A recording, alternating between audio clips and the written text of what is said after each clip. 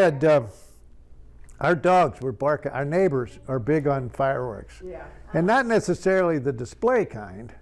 They like the kinds that just make noise. It sound like you're destroying your home, you know. And so there's incoming shells coming in and everything, and our poor little dog, that's her service dog, she's started working so hard to protect her, but she doesn't know where they're coming from. and so we were trying to calm the dog down, and we were heading in the living room. It's okay, okay, lovey, just sit down. And she'd sit there and kind of go like this, and all of a sudden one would go off, and she'd go. and then about 1 o'clock in the morning, huh? 1:20 this morning. 1:20 this morning, our dog started howling. They do this to a siren. We didn't hear the siren, but whenever there's a siren, she does this, oh.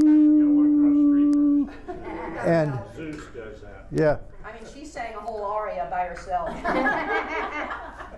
So it's between that and everybody, you know, being afraid they're going to die and everything, and I've got a mask ordered, but it's one of those with like a motorcycle mask, which it's got the lower part of a skull with the teeth, you know.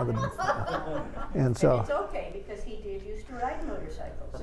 So, anyway, I bought one with the flag on it. I ordered one with the flag, but I got the thing from Amazon and said it's due to be delivered September 22nd. I said, forget that.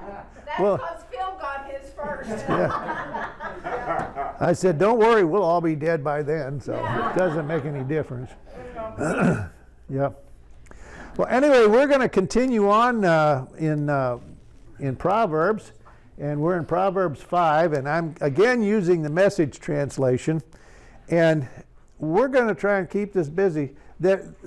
Proverbs is one of the most repetitive passages that we've got in the Bible. It's over and over and over about wisdom and so forth. There's a small section in there where he goes through particular things, and our curriculum skips over that part. And we're in chapter 5 today, which begins a series, 5 through 8, on sexual sin. And he's talking today about prostitution. And, you know, that's really hard to teach in here, because I know probably nobody here has ever tried to find one or used one or anything. I know I haven't, and so it's kind of like, you know, how do you protect yourself from elephants? You know, it's, you know, I was, all these COVID-19 things, it reminded me of the story of the guy sitting on a bus, and there was a guy across from him, and he had the window open on the bus, and the guy would sit there and he had a little piece of paper. No, he had a thing of popcorn. And he'd take the popcorn and he'd throw a piece of popcorn out the window of the bus and then just ride along. He never ate any popcorn. Come along, throw another piece of popcorn out, you know. And so the guy's watching him for about 15 minutes. Just kept throwing popcorn out the window. Finally goes over and says, "What are you doing?" He says, I'm throwing popcorn out. It keeps the tigers away. And he says, "There's no tigers around here." He goes, "Effective, isn't it?"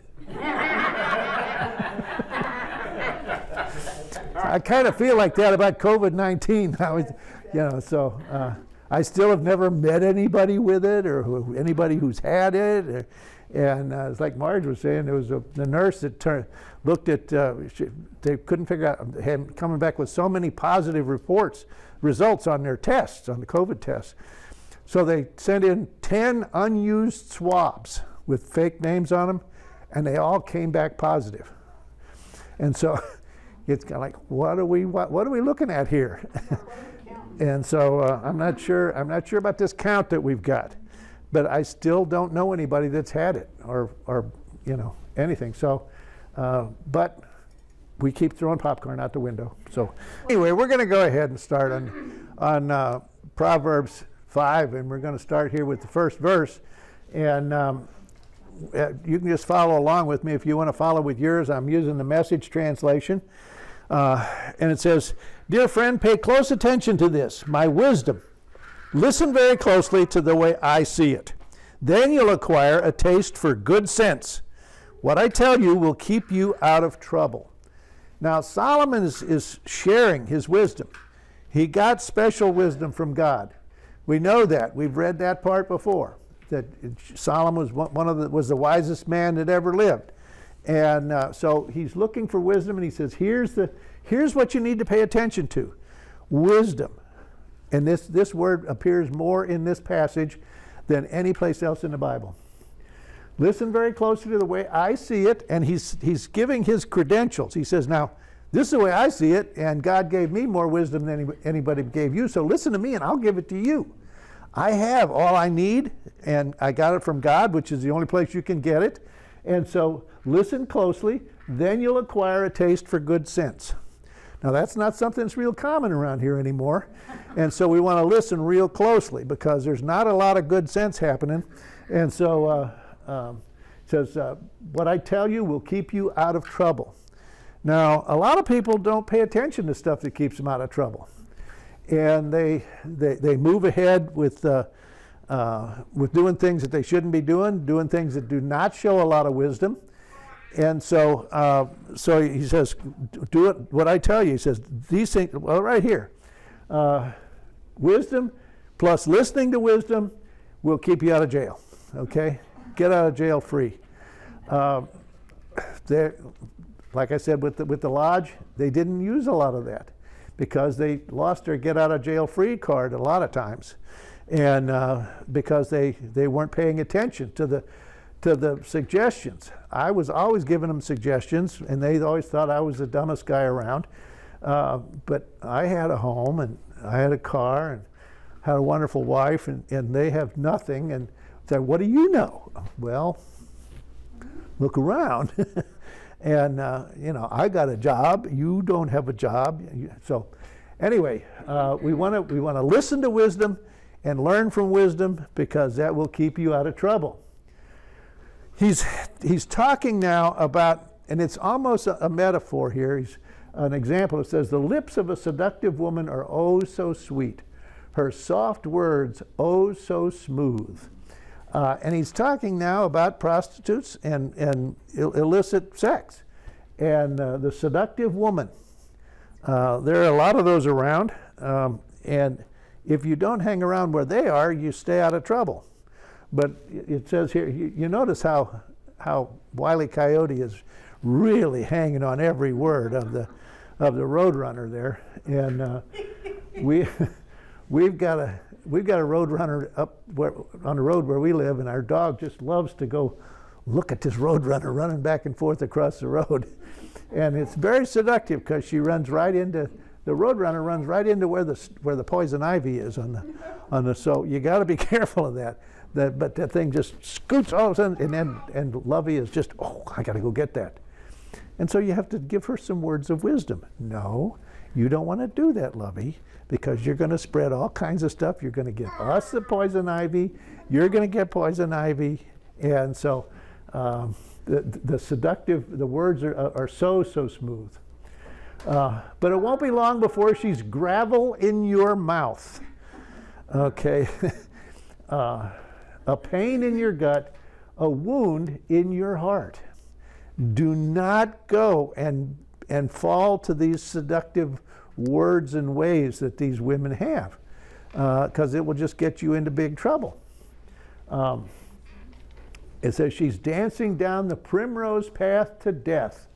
Now you notice that Wiley is pursuing her.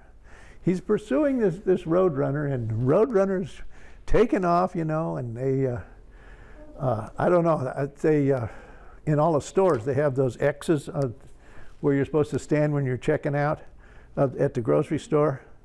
Well, I won't stand on one of those X's because I've seen way too many Wile E. Coyote cartoons. Because you know what happens when you stand on the X in the Wile E. Coyote cartoons.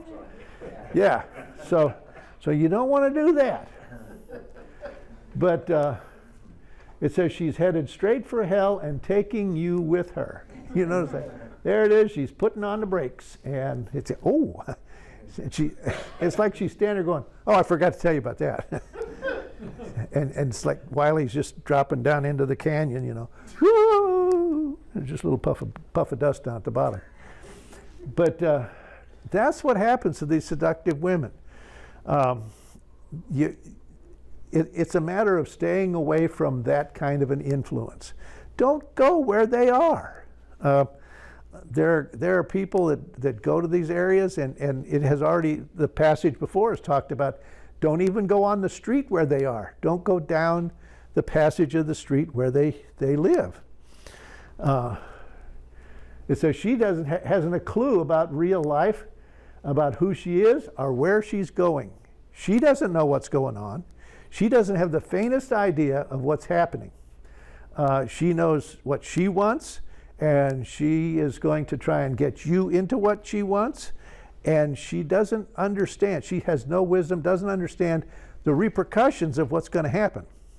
The victim needs to have that understanding of the repercussions of the consequences of what is happening. So it says, so my friend, listen closely. Don't treat my words casually.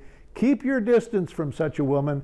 Absolutely stay out of her neighborhood. And that's what happens. The guys fall into that, and they will go, oh man, I don't know. This is bad. It says you don't want to squander your wonderful life, to waste your precious life among the hard-hearted. Why should you allow strangers to take advantage of you? Why be exploited by those who care nothing for you? And there are people out there that don't care anything for you. They have their own things in mind. They have their own agenda, and you're on it, but it's not to your benefit. How about Snidely Whiplash there? You know, tied her to the railroad track. Pay the rent. I can't pay the rent. You must pay the rent. But then Jessica Rabbit here. Jessica Rabbit, she was a real seductress in that movie. What was it? Roger Rabbit. Yeah, Roger Rabbit. And so you have to stay away from these people because they have an agenda. They want to draw you in. They want to take advantage of you, but you should not allow them to take advantage of you. Don't allow these hard-hearted people the opportunity to get into your life and begin to ruin it. You don't want to end up your life full of regrets, nothing but sin and bones, saying, oh, why didn't I do what they told me? Why did I reject a disciplined life? That's when we, as the wise, have what we call an I told you so. Okay, and I had more I told you so's when I was running a homeless shelter. And they always had their own ideas. They knew what they were going to do. They had a great idea. They had a fantastic way of running their own life and running it right into the ditch. And so you don't want to end your life full of regrets. They regretted a lot of things they did, but mostly because they got caught. Their goal was to do stuff and not get caught. Now, you have to know that you're going to get caught. They didn't believe they weren't going to get caught. Most people that are doing this stuff believe nobody will ever find out. Nobody will ever know.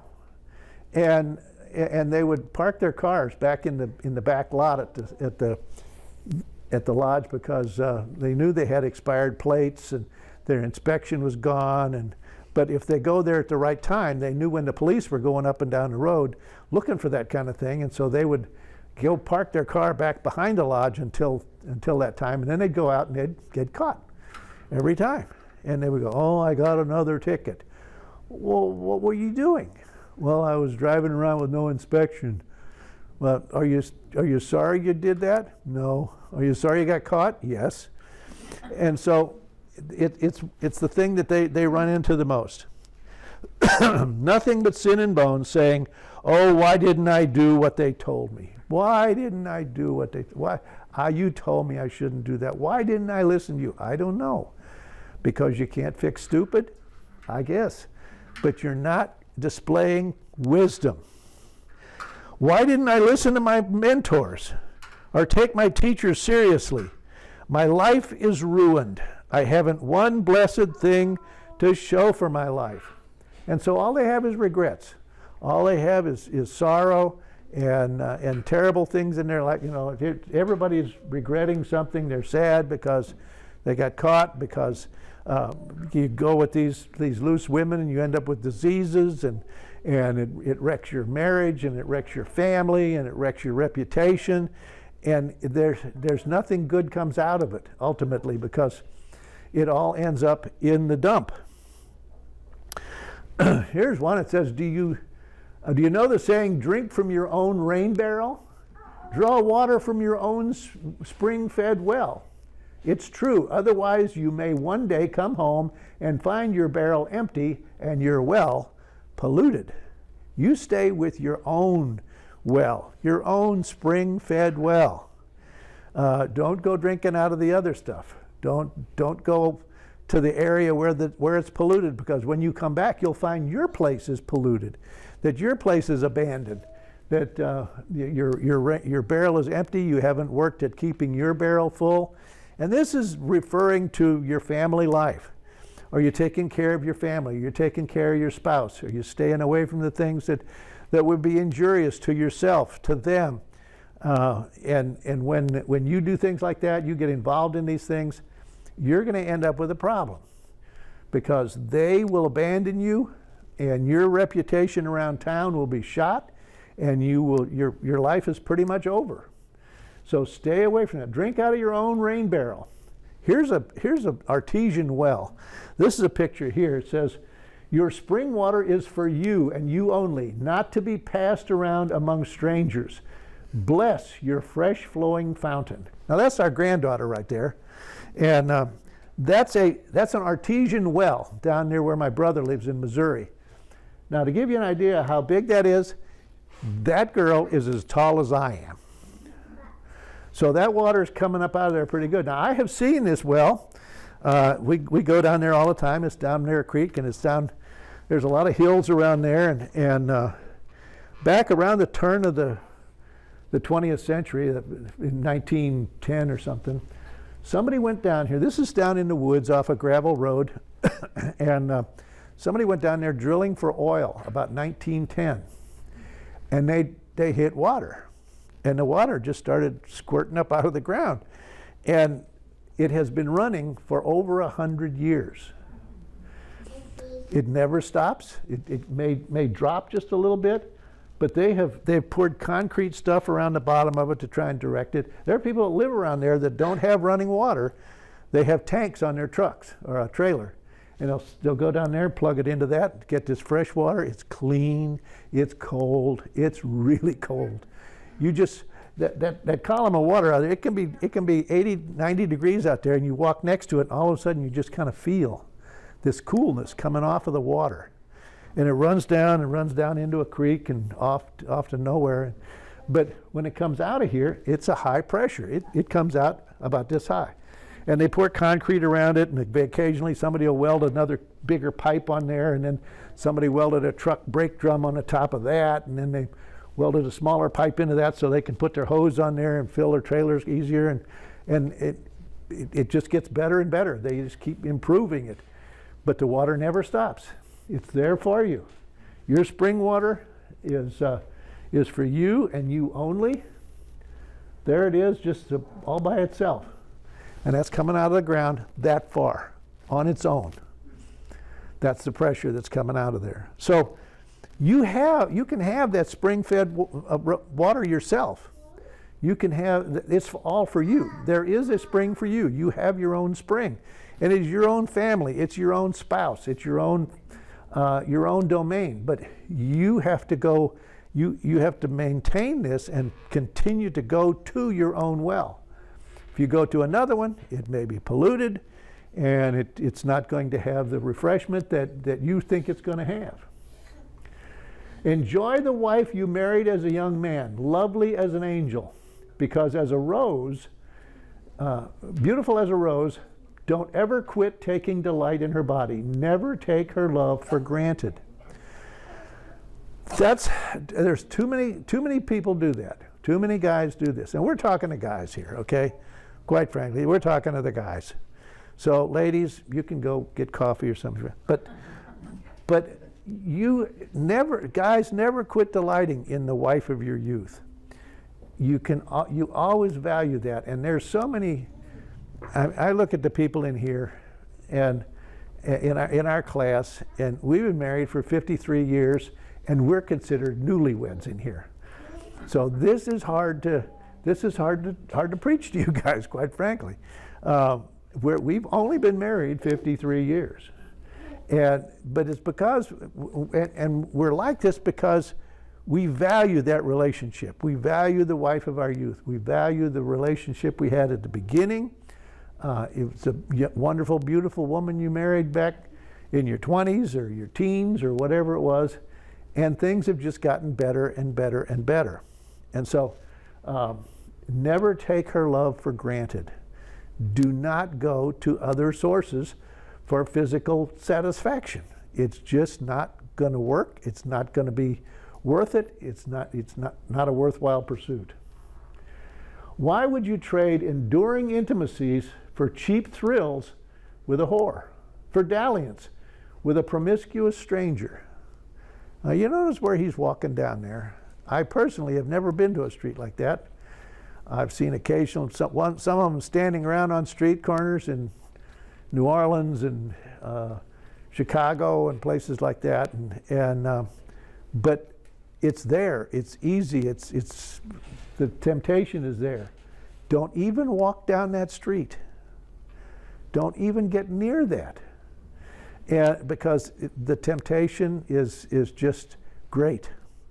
But when you think about it, what is the price I'm going to pay? What's the price I'd pay for doing something like this? I couldn't imagine anything. As I traveled for years and years, in my mind, I'm going, why would I want to do anything like that? Why would I want to go find somebody else when I have the greatest woman in the world at home? That could ruin everything for me. There's no reason I would ever trade enduring intimacies for cheap thrills. So we have to stay away from those things. We want to maintain our relationship with our spouses, and just stay away from even walking down that kind of a street. Mark well that God doesn't miss a move you make. He's aware of every step you take. The shadow of your sin will overtake you. You'll find yourself stumbling all over yourself in the dark. God's watching. God's watching everything you do. There's nothing that you do that God is not watching and taking note of. And so it says he's aware of every step you take, and the shadow of your sin will overtake you. And it's like this dark cloud will come and just cover over you and make you miserable. God is not going to not going to bless you. God is going to keep an eye on you, and it says when you do this, you'll find yourself stumbling over yourself in the dark. And when people try to cover up what they're doing, when they try to tell themselves it's okay what they're doing, they need to know that they're going to be caught. It will show up, and you will find it in your life, but you'll be stumbling all over yourself in the dark. Like this. This individual has taken a tumble, landed on their face, and apparently can't get up on their own. And that will be the problem when you're trapped into that kind of darkness. That darkness will overtake you. The darkness will take away your strength. It will take away your ability to see where you're going, and the darkness will descend upon you. And even if you're flying on instruments, you won't be able to get there on your own. So it says, death is the reward of an undisciplined life. Your foolish decisions trap you in a dead end. And I couldn't find it. We had a picture that I took one time.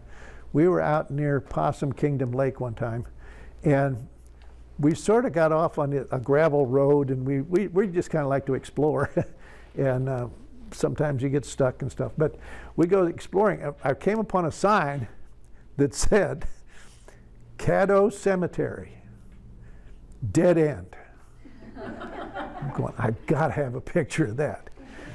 But there it is, the skull's hanging there, the dead end. Can't you see what's going on here? Are you going to continue on? Are you going to keep doing what you're doing? You yourself are going to end up in a big problem. Says the ultimate pursuit of life isn't happiness, love, or success. It's wisdom. We are pursuing wisdom in everything. So how do we need to pursue wisdom, and how do we need to show that we're pursuing wisdom these days? What in our lives today, as 21st century Christians, would help us to display to the world that we are using wisdom, that we're obtaining wisdom from God? Anybody have any thoughts on that? Because we need to be thinking about that.